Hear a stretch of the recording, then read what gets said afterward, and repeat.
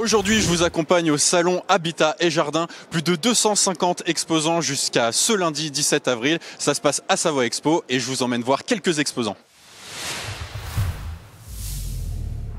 L'avantage de cette machine, c'est qu'on n'a plus besoin de passer l'aspirateur et la serpillière. Vous voyez, je vais faire qu'une moitié. En avant, on lave et au retour, on récupère et on sèche. Ça veut dire qu'en une étape, on a passé l'aspirateur, lavé et séché.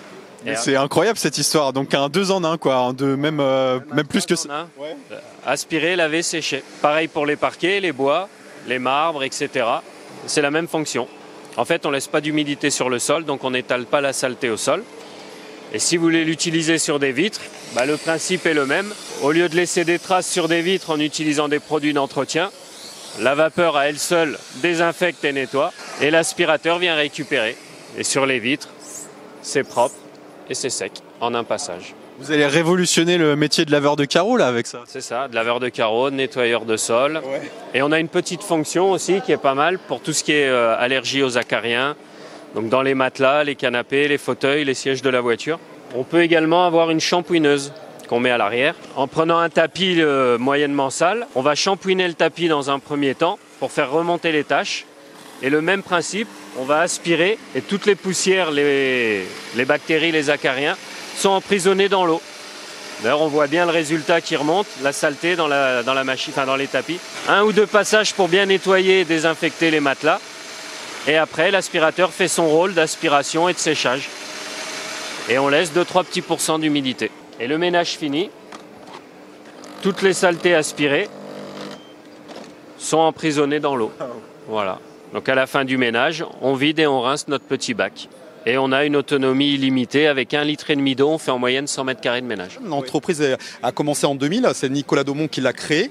Il a créé en fait ce nouveau métier du courtier en travaux.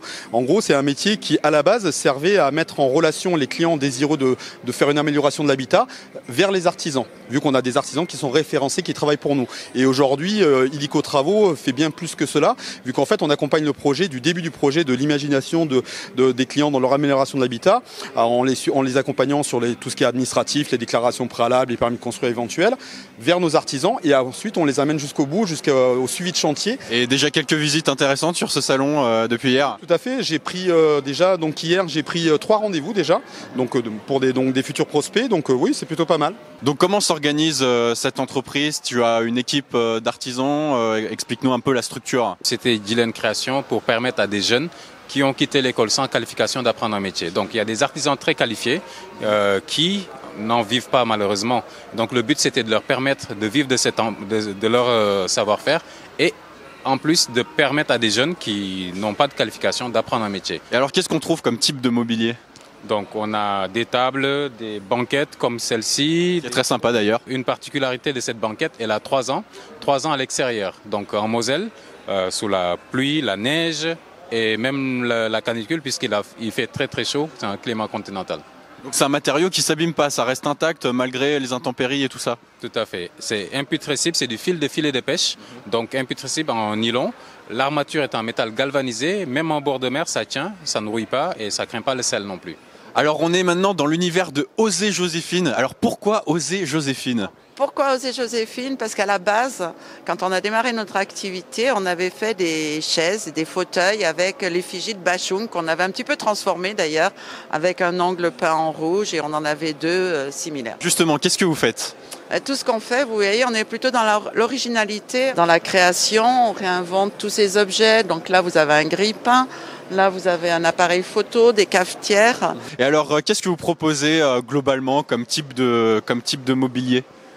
On a des tables, on a des fauteuils, on a des chaises. Et on a un petit plus aussi, c'est qu'on travaille sur Photoshop.